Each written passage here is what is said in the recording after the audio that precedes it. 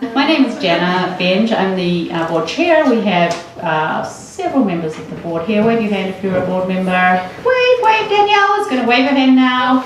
She was not paying attention, that's why I did it, Danielle. It's complimenting around pockets. All right, we'll look at the pockets in a minute. So we have John and Eric and Danielle, who loses focus easily, and Jeff and me. So we welcome you.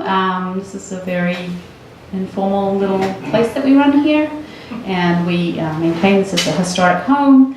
We bring 4 residents a year in, and we seed them into the community, and this final reading is part of that goal of seeding them into the community. And we have Laura here, Lee Bahr, who is finishing her time with us, gone way too fast, and she, after she got the residency, she had an idea for a novel, and so she has written the whole thing here, which is one of the few people who actually came with an idea and left with a manuscript.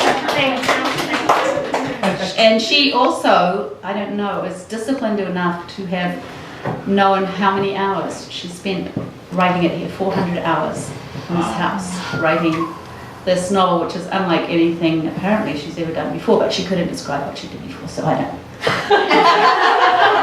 It's a bit hard to figure out, really, isn't it? But anyway, she is going to read to us and give us perhaps a little explanation of this piece that she's been writing here, this novel.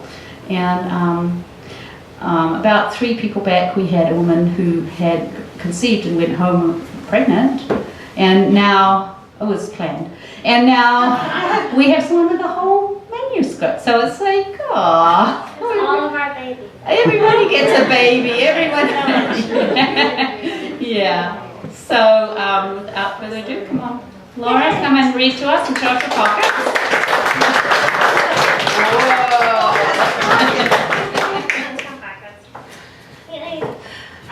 Thank you, Janna. I want to actually thank Janna and Jeff, and I actually want us all to applaud.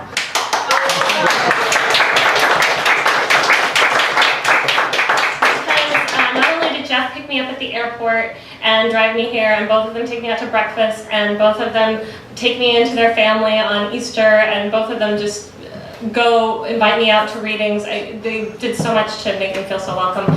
Thank you for all you do for all of us. So I had a dream in the beginning of April, and in my dream I said, oh, I wish I were back in the Kerouac house. And I was remembering the feeling of the hardwood floors beneath my feet, and then how wonderful it was to be here. And then I woke up, and I was still here. And I was like, and I have 2 more months. So every day waking up here has been like a dream come true. It really has. It's been amazing to be here in that holy trinity of time and space and support. Is the greatest, most amazing gift I've ever had. And the energy in this house feels, you can feel not just Jack's energy, but you can feel the support of the writers who maintain and create this space, the writers who've been here working for all these years. So it's a very, very, very special place, and all of you do that. And I feel so honored to be here. So thank you. I sing a lot to myself and places. So I did a lot of, good mornings to the house, and then a lot of Stevie Wonder's Knocks Me Off My Feet from Songs to the Key of Life. I don't know if you know that song. But so I've sang a lot to this house. It knows how much I love it. But at the same time, there's that feeling of, and now it's time to go, and this gift goes to someone else, and that's really cool. It's really cool. This book that I've written really does feel like a baby to me in terms of how transformative an experience it was writing this. It's not like the stuff I usually write. It's follows a family through about 3 generations. It's about faith and family and all sorts of stuff. So what I'm going to do is, Jeff told me I should plan to read between 30 and 40 minutes. I timed it, because I'm like that. And this is 31 minutes, so, settle in. And what I wanted to do is give you a little bit of a thread. So we're going to start with the prologue in the first chapter, and then I'm going to drop you in chapter 8, and then I'm going to drop you into part 3 for a couple chapters. So it should give you a little bit of a journey. And if you're confused, it may be because we're moving around in parts, but that might just be the Lee Bahr style. Just go with it, I'll take care of you. And I'm so excited to read. This is my first, reading from the book. It's called The Most Beautiful Missing Girl of Santa Maria. Part 1, Exile in the Desert. A girl in a white shroud walks. The screams of a name cried out by mother, father, sister, brother, friend, lover, seeker, still ringing in her ears, and a story on her lips. See, she will say, I forgot who I was, but then I remembered. I am alive, she will say, because of a God whose eyes shone out from a forgotten face, seeing me. She showed me in a sea of dirt, a boat, and a bed in a mountain. Rest here. The God had wings, the God was my lover, and we became one. I flew in forever joy, happily ever always. But from my mouth, which ached with the story of my lover, and how I longed to tell it. And oh, how I was haunted by the wind, and that name that it brought to me as a cry. That name. And then I remembered. It was once mine. If there is a God in heaven or anywhere else, she must return. So she walks, the one living thing moving across a desert. Shedding her limbs of flight, she walks on 2 stalks of legs that feel like crutches, bones on top of bones where she once had wings. She carries herself conscious of each breath and beat of her heart held in tiny, tiny changes of color. She walks down a road which has no beginning or end, that meets the horizon of the sky in a point of water, which she knows is a trick. No water, only sun, a bright hot land that even death cannot bear to stay long. But she is alive, a liquid in her mouth, which is her story.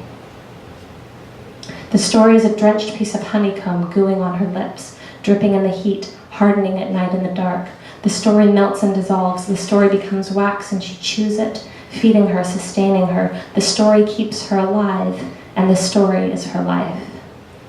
She tells herself it again and again as she walks, in her once white wedding burial gown that is covered in moths. Her name again and again, she says, remembered. Her name. It is me, she will say. Look, I am alive. Chapter 1, A Happy Memory. Somehow someone had decided to make a town here which smelled of rotten yeast. It stank, but people liked it. It smelled like jobs. The telltale Santa Maria scent wasn't just the dairy farms littering the out-of-town roads. The real culprit was the ethanol plant. Before that, before anyone, this place had been like everything else around it, all dirt, flat nothing. And now it was their new home. The Rook children had been banished with the sins of their mother. In the head of Phoebe Rook, they had been sent out to the desert to die. Not physically, but socially. Here, Phoebe clutched her 15-year-old breaking heart. Her body was becoming without her permission, her brain boiling in its skull with the injustice of it all, her life over. These small-town yokels didn't know how to dress, how to talk, everything about them beyond foreign. It seemed bovine, sheep-like, herd animal, dumb eyes, making dumb noises. But she was a survivor. So she would just have to fit in somehow, if only she could be their queen. But clearly that would never happen once anyone saw Christina. Christina, who had not made so much as a protestation since they loaded up the U-Haul from their beautiful home. Christina holding the family dog on her lap the entire drive. Christina, the perfection of sweet 16 with her perfect body and dove gray eyes. Mom just called them that, as if that were really a color. Isn't dove gray just a pigeon? No one said your eyes are the color of a pigeon. That would be insulting. But why? Just because they're scavengers? Just because they multiply but they're coos? Everything in plenty until it disappears. like the carrier pigeon, like the dodo. Oh, Phoebe couldn't help but hate her, even in how much she loved her, admired her, wished she were her. Why couldn't she have been born Christina? Her two younger, annoying sisters sat in the back seat, talking, singing, playing, whatever the heck it was they did all the time, mouths moving, jawing, like little birds, like little yappy dogs. Phoebe despaired, resting her head against the window, tears starting again.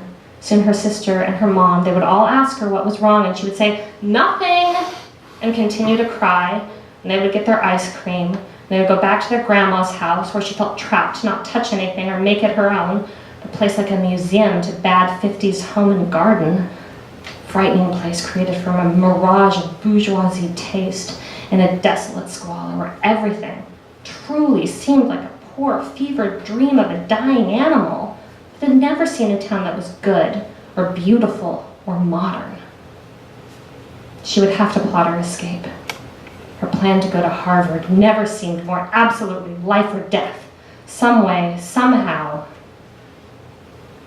In the back seat, Jacqueline and Jennifer, twins, awaited their next shore. Hands playing with each other's fingers, interlacing, sticky from sweat and heat, and today, and playing some queer version of I Spy that they had invented. An ice cream cone melts into dairy freeze. A tiny life exploded. Bug on a windshield. A sister sobbing silently. And then they burst into laughter they could not control as Phoebe cried. Their mother turned her head around, a harsh dart in her eyes that closed their mouths in hiccuping mirth. "I cannot live in a place like this," Phoebe suddenly let out as a long, terrified shriek that lingered as a pierce in all of the ears of the rooks in the minivan, but for a moment, dissolved when the twins melted forever into the transcendence of hysterical hilarity that was everyone else. Back further still in the minivan sat the eldest, Christina, and the youngest, Ben. Look through these eyes at Ben, age 10, sitting next to his sister, clutching a piece of pink plastic threaded through a piece of yarn that has broken, that Christina will fix soon someday with a sturdy leather twine. Little Ben, who worships her, loves her more than his mother, for she is his true mother, he feels. And then see Christina herself, bewildered and brave, the rock of the family, the firstborn, the best, who in 9 months will disappear. Then how like a beautiful fantasy it will seem to all to remember this time. Remember this time before school started that first year in Santa Maria. Remember all of us in the parking lot of the Dairy Freeze. Remember how it was to feel like we felt then and all be together and get ice cream. I'm going to drop into chapter 8. One of the boys. Frank Nelson didn't believe in luck, fate, or divine providence, but he did, as a mathematical prodigy, love probability. And it just so happened that the sample size of the advanced chemistry class was small enough and the number of lab experiments large enough that he might get the chance. Also, the bias of Coach Wilson, all of the science teachers at Santa Maria High School were also coaches, in his favor meant that Frank Nelson didn't need to thank God he was paired with Christina Rooks as a lab partner. And he could easily endure the bitterness of the other students who felt cheated that somehow randomnimity had paired the prettiest girl with the smartest boy. Frank, obviously aware that he had zero romantic likelihood with her unless she was super turned on by big brains and quiet wit, had no anxiety. Lab coats, gloves, and goggles, they affably went to task. In the long plastic tube that led to the beaker, a liquid changing to green, he made a joke about it being the life essence of a podling. Obscure, for sure. Christina just happened to be a huge Dark Crystal fan, and she was so surprised she burst into a laugh so loud it made everyone turn around and look at her. When Frank followed it with a Skeksis voice, she doubled over. After that class, Christina saw Frank sitting with 3 other boys she vaguely knew, and she decided to assume that they were thus all from the same endangered species from the planet Thra. She had them all at "Greetings, Gelflings." That Saturday, Frank and his best friend Dan showed up at the doorstep of the manor. They listened to the 9-note doorbell, and waded in their similar, but for size, acid-washed denim shorts and disparate shirts. Dan in a red polo, and Frank in a t-shirt advertising his allegiance to the band They Might Be Giants, with the snowman in rubber boots. Donna answered the door, staring at the boys. She looked from the handsome boy with his flecked green-brown eyes to the pudgy, sweet-faced one with the round John Lennon glasses. The handsome one offered his hand, but she didn't take it. "Hi," said Dan Young. "My name is Dan, and I'm Frank. Can we talk to Christina?" She didn't let them in the house. She just yelled over her shoulder, "Christina!" in a way that would remind both the boys of a teenager instead of a mom. Christina's mom, no stranger to the advances of Santa Maria males toward her daughters, let Christina dictate whether the boys would enter or be dismissed. Christina came to the door, surprised and excited to see them. She immediately gave Frank a hug and then what the heck went to Dan too. "Do you all want to come in?" "Well," said Dan, "actually, since you are new in town, we wanted to introduce you to the age-old Santa Maria custom of taking a cruise down the drag." Donna assented to her daughter. This was indeed the custom of high schoolers since back in her day. And before she could remember to include Phoebe, Christy was already in the decade-old mint green Lincoln Continental that Dan's parents, without formal gift but de facto, passed on to him. In between the two boys in the front seat, whether or not she knew that it was called sitting bitch, she rode away before any of her siblings could beg her to do otherwise. They rode down the streets, Christina feeling awakened in some dream of what it was like to actually be a teenager. Cassette tapes littered the bucket seat of the floor, and before they were far down the block, she was picking up tapes. She bullied the tape deck like it was her own, keeping music low but constantly curated with what she foraged, saving the Smiths' "The Queen is Dead" for just the right moment. They stopped by a pharmacy to introduce her to the joys of soda, regionally all called Cokes, with real cherry or vanilla syrup, again, which hadn't changed much since the 50s. She could see in the no longer manufactured products on their shelves in a layer of dust that no one really cared to update anything. "Santa Maria, the land that time forgot," Dan opined. "Santa Maria, the land that time didn't return its phone calls," Frank added. "Santa Maria, that..." Wait, was that a town? "Santa Maria, if you're here, sorry." And then they walked back to Dan's mint Continental and drove 20 miles per hour for 7 minutes until they reached the end of town. A quiet conclusion where the college sat with a small walking bridge. They showed her the graffiti. All were Dan's. Frank didn't vandalize, he just judged. One on the bridge that said, "Don't worry, be Hepcat," and the word graffiti written below a stop sign. Meaning the stop graffiti. "Meta, it's how I roll," Dan said. And then, after they told her that they were in a sworn pact to not let each other die of boredom, and that they would promise to do the same for her, they got back in the car to take her home. "Most time, I like to play music very quietly," she said, as if telling them a secret. "But there's one song I can't hear loud enough." She popped out R.A.M., thrust in the Smiths, and rewound from the end of the cassette to "There is a light that never goes out." She turned up the song until the car shook with it, distorted. Morrissey sang of not caring where he was going, just wanting to go, of not having a home or wanting to go there. So they drove the drag again. If there was anything better than watching Christina bounce in the seat as she danced and sang, they hadn't seen it. They drove the drag slow, the car throbbing as it crawled the cobblestone streets, and then Christina, her voice off-key, sang full out with the band and belted out the chorus looking from one boy and then to the another, that to be smashed, crashed, killed, to die by your side, heavenly. Well, if they had any doubt, it was over. She claimed both of their hearts as hers, for now and forever. And now, we're just going to skip into part 3. A lot of other stuff happens. Chapter 1 of part 3. Holy Saturday. It was the Saturday before Easter. All the kids were on spring break. Donna was boiling eggs. Maybe the kids were starting to get too old for this, but she wouldn't know until she tried it here in Santa Maria. She thought of the hunt that they would have in the backyard, what odd patterns Christina would find for ways of dyeing the eggs.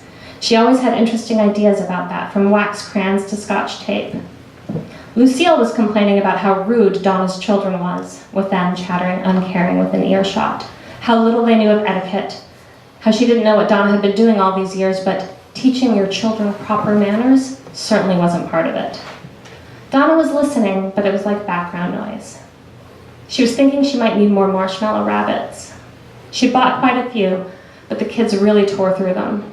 Christina purported to like them stale, so she should get some to hide and leave open for a while. The thing she'd been concerned about when she had left Sweetville had faded into barely conscious irritations, for it all seemed so silly now, all that drama of Sweetville, now that she was back home and able to say what she wished when she wished to. "Mom, the kids are great, you're just old-fashioned," she said, because she could.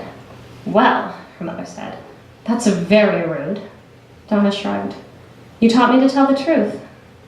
Her mother would huff a little, but not for long. "Don't you know how to properly boil an egg?" she was saying, watching Donna. "No, Mom, I have no idea how I have survived this long without knowing either. Why don't you show me?" And she pulled her mother into a hug. Jackie and Jen were sitting at the kitchen table. They were drawing pictures of resurrected Jesus with rabbits, Jesus with rainbows, Jesus with a basket of eggs.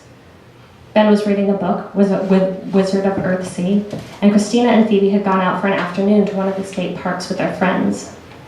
Christina at last had friends, and they were such nice, good kids.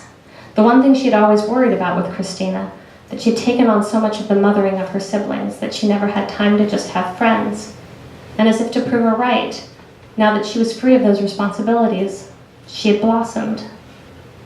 They would be back in an hour or so. She should offer dinner. At least one or two of the friends generally stayed. Should she make spaghetti?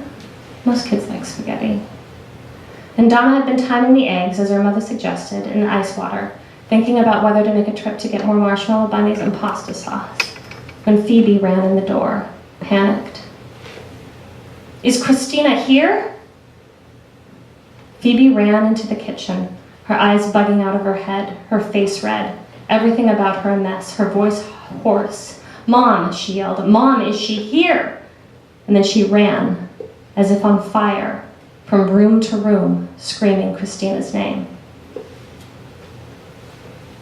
After her boy ran, the dog ran, and then her own mother ran too. She assumed that her mother, who she'd never seen run in her life, was just running after Ben like the dog was, but she didn't know. Donna was left staring at her remaining teenage daughter, her 2 twin daughters, and 3 teenage boys that didn't belong to her. She didn't ask if anyone else wanted to run too, for fear she might start running herself, trying to escape the vacuum of what was missing. It occurred to her that they were all waiting for her. She was the only adult in the room and the mother of the girl, and the mother of the missing. Therefore, it was her job to figure out what to do next.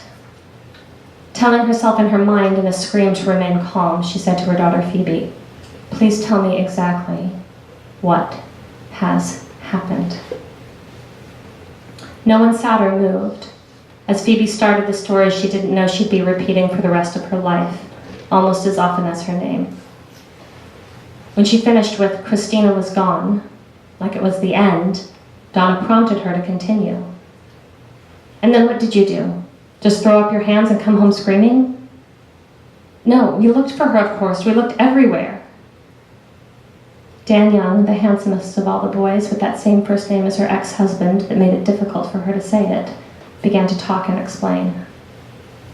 "At first we just yelled for her, looking in the area around the tables as far as we could see, and then we split up, each taking different directions. When none of us found anything, we figured we should come back and see if she'd hitched a ride home or something, and if not, get help looking for her." The kid, as he told her this, did not gulp or blubber, but there was panic beneath his voice that had the same timbre as hers. Donna held herself together very tightly, grateful that enough dreadful surprises had arisen in her life to not feel altogether unfamiliar with the sense of free-falling, knowing that such things as paying attention to make sure she took another breath was important, so that she didn't faint, telling herself that, of course Christina is okay, she is always okay, and that as she was rapidly losing the ability to hold a clear thought, she should do something immediately. "I'm going to call the police," she said. The kids all looked taken aback. Police meant serious. Police meant trouble. Police meant she had no idea what else to do. I'm sure Kurt started, trying to stop her. Met up with someone else and maybe is cruising somewhere. I don't think we need to call the cops on her. Donna noted his resistance, already on the way to pick up the phone, overruling it. On the phone to the police, she tried to give her voice all the possible markers of reasonableness, saying she understood it had only been a couple hours of missing, but considering it was the desert, she would appreciate any law enforcement or volunteer support in going back to the dunes and searching for her daughter.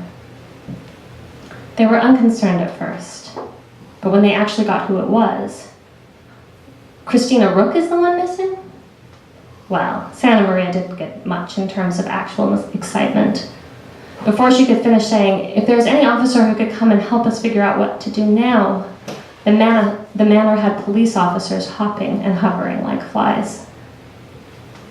Everyone stopped as the door opened. Donna had been pacing as Phoebe was again telling the story to an officer. The teenage boys adding little bits of useless fluff, the twins moving past their shock to a fascination with the scene unfolding. The door opened and everyone held their breath. Of course, it was Grandma Lucy and Ben and the dog. They'd been talking the entire walk up to the door if anyone had been paying attention, but it was just that moment of willing disbelief. The relief they would have all felt if it were Christina. Ben tucked himself beneath Grandma Lucy's arm, and the dog, which was never allowed in the house, ran around like it was a holiday, and Grandma Lucy didn't seem to notice or care. Lucille made a point to try and get the names of all the officers, and was it really also dire that they were all here when Christina hadn't been gone but for a few hours? But no one knows where she is, Donna tried to not scream at her mother, failing. Maybe she left a note, Lucille said. There was nothing pointed in it. There was nothing in it intended to stab Donna straight through the heart, but Donna bowed her head. I'll go check her room, Donna said, burning with the shame and pain like bleeding that she had done this to her own parents. This, the worst feeling she had ever known. No, not this, because here she was in Christina's room, and there was no note. The bed was unmade, nothing looked different than anything ever did, and there was no note, there was no nothing. Was she relieved because a note meant that she was actually gone, and no note meant that perhaps Kurt was right and she had just left with other friends or done something else completely unlike her daughter? She was crawling in and out of her own skin. Is this what she had done to her parents? Or was it a hope that this is what Christina was doing to her because then Christina was okay? And then she heard a knock at Christina's open bedroom door. There, illuminated in the rectangle of the door frame from the light of the window, stood a very handsome man in cowboy boots, jeans, a black t-shirt, and a most noteworthy mustache. Ms. Rook, he said, my name is Detective Edward Valentino. He had the ease and swagger of a man for whom crisis is his job. I apologize I'm dressed so casually. Today is my day off, he said. She didn't mind. She didn't know how detectives were supposed to dress. She also wasn't sure how to process the day off. Was he here for fun? But she wasn't sure how to process anything. Her mind was not working. This is Christina's room, she said, aware that he hadn't asked. I'm looking for a note. You think she ran away? No, Donna said quickly, but I did once, and I left a note. She didn't make sense, she knew. Not making sense was the least of her worries. Well, why don't you keep looking, Detective Valentino said. I'm going to take those kids back to the dunes and see if we can't do a better job looking before it gets dark. Donna felt a huge gust of relief. Someone who could think and do something. Oh, she said, thank you. And she rushed to the doorframe and hugged him. Thank you. Of course, he said, finding it charming that she had thrown her arms around him just like he was a hero for looking. Just let us know if she turns up, okay? She was crying, nodding and murmuring, such a good idea, as he went back down the stairs. All right, kids, he said, looking at the sorry lot of them. Let's hit those dunes before it gets dark. I need to go home, Frank said. I'm not well. And Valentino laughed. It was a laugh that reminded Frank Nelson of a cartoon villain. And under the circumstances, there was nothing funny about it. It was terrifying. "No way, kid," Valentino said, still laughing. "You're not going home, because that would look downright suspicious." Chapter 2.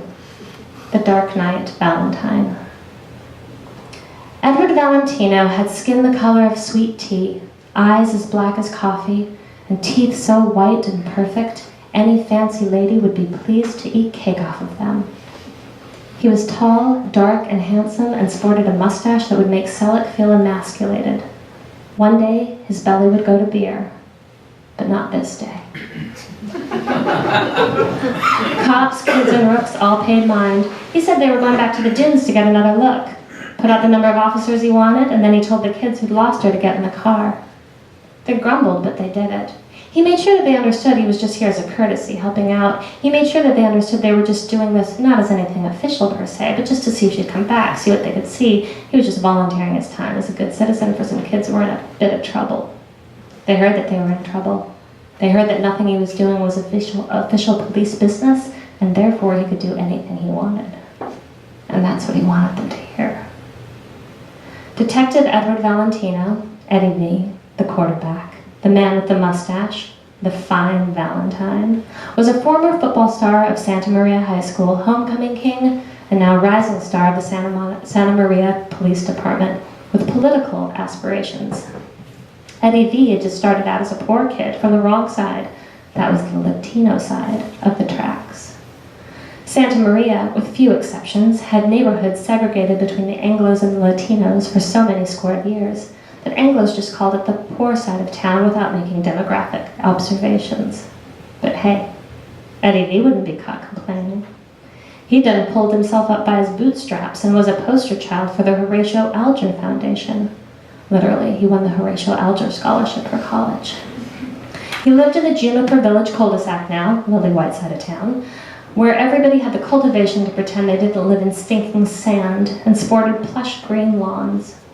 He was 2 years shy of 30, 3 years married, 1 kid and 1 on the way, the pride and joy of his town and family. But the job of being a detective in Santa Maria was like being a firefighter in a rainforest. Things happened, lots of weird things too, but fast-paced it was not. He found more excitement in the strange vandalism of the kids of the area than in the run-of-the-mill robberies. Valentino liked the force, but he was restless with a dull aching that there was something else. And always in his dreams still, he wanted to go back to that feeling of running down a field with a ball in his arms as he dodged huge dudes who wanted to crush him, everyone cheering. "Hey, hey, fine Valentine," Jorge Hobbs, one of his buddies on Team Santa Maria Police, had said that holy Saturday. "You busy? We could use a quarterback in here to call some plays." Sure, it was his day off. But everybody knew Christina was the prettiest girl in town, so why not rescue a cat up a tree and get his picture in the paper? So there he was, driving teenagers to the state park. It was a 30-minute drive, a nice amount of time to get a solid read on the kids. He told them where to sit, Dan, Phoebe, Frank in the back, Kurt in the seat next to him, just like you're my partner, he said with a distinctive laugh. "So what was your logic for searching that way?" he was asking. He wasn't asking anything but logistics, game plans. He talked football. He asked them if they liked the team, followed the games. Santa Maria High School football was a whole town passion and pageantry, so it was odd that these kids were not familiar with who was who on the team doing what. One of the kids knew a little more than the others, the one who he picked as the quarterback of the crew, the one who told the others how to first look for the missing girl. "So your logic was covering as much ground as possible," Dan Young said, grateful to talk logistics in a way, even if it was how he botched them. "Well," he told them all, "the biggest issue he saw with the way they searched was this. Whereas, up until they started searching, they had all been each other's alibi. The moment they all separated, how easy it would be for any one of them, if they actually found Christina, to A, bury any clues, B, not see her, even if they saw her and she was hurt, or C, knock her with a rock and bury her in the sand, with no one being the wiser." The last couple of points Valentino clarified, pointing at Kurt. "Let's just say she'd done something to you you didn't like once upon a time, and now you find her with a twisted ankle begging for help. Well, you could help her, or you could give her a couple blows to the head without anyone seeing or knowing about it. Kurt, hand gripping his knees, looked like he might faint. Phoebe gasped. No one would do something like that. The poor kid was in an absolute mess. He felt bad for her. It was, after all, her sister they were talking about. Oh, you'd be surprised what people will do when they don't think they'll get caught, he said. By the time they got to the dunes, the kids were all so scared of him they wouldn't say a peep unless asked directly. He told each kid that they were going to go the way they'd already gone to look that first time, but now with an officer escorting them and putting tracks down so they could mark where they'd been. He did have to hand it to the quarterback that it looked like they'd covered every possible direction she could go. He himself stayed at the table. He looked at the markings on it, kids who dug in their names or swear words into the wood. He wondered, if he were to run away in a place like this, how he would possibly leave a note. His hands felt their way across the table and under, looking for a paper left in a groove, looking for some sort of message, and then he found himself staring at the sky as it darkened, hoping that wherever the missing kid was, it wasn't out there in the nothingness. Hoping that even if they didn't know where she was, she did. He saw each of the kids coming toward him as a dot of light first from the officer's flashlight. Each of the kids straggled back with one of his buddies in blue. None of them with anything new, but now there was a line leading from a stake in the ground showing where they'd look. He asked the kids to sit at the table. All of the other officers turned out their lights, so it was just his flashlight now. Now, he said, remind me again why you left her here? It was the sister that chimed in first. She said she wanted to be alone. She said the sister was losing her marbles. Her voice had cracked with screaming her sister's name, and she had the look of the flashlight of someone who'd been deprived of sleep and food for a couple of days. So why'd she go with you in the first place? He cut her off. Seems to me if a kid plans to spend an afternoon with a group of friends, she doesn't go if she wants to be alone. Nobody had an answer for that. He turned off the flashlight. They all had a moment of utter darkness there at the table as their eyes adjusted to seeing that they were all just shadows. Well, I guess she's just out there in this, then, Detective Valentina said in a kind of whisper. All by herself out there. And then he turned the flashlight back on. All of the kids were crying. Valentino didn't go back to the manor that night. It was his day off, after all. Let the other guys tell the mom that they'd found nothing, but he was still working. He wanted some time to think. The darkness of the highway and his own thoughts as he let it all kind of wash over his mind, putting together an image of Christina from the absence of her. He'd never met her or even seen her, but he was getting a strange sense of knowing her that he couldn't quite pinpoint. As much as he tried to scare the kids into revealing more than they were saying, the only thing he knew was true was that they hadn't said outright was that each of them was in love with her in their way. And love, he knew, made people do all sorts of funny things. So, and that there.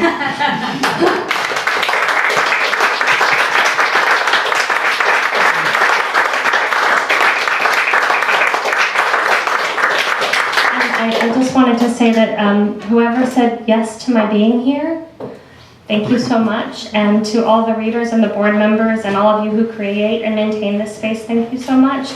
And to all the new friends that I have made here, thank you. I can't really say thank you enough, so I'm just going to say to you what I say to the house, which is, I don't want to bore you with it, but I love you, I love you, I love you.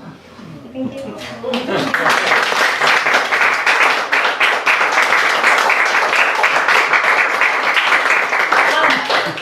was not your exit. I know you thought it was. That was awesome. Thank you. My goodness. Wonderful. We normally have a quick question and answer. Maybe a few people have some questions, and then we move on with that. So does anyone have any questions for Laura? Why don't we get to keep you? That's funny that you say that because I am like glue and now I'm kind of, I'll keep turning up. Like, Good.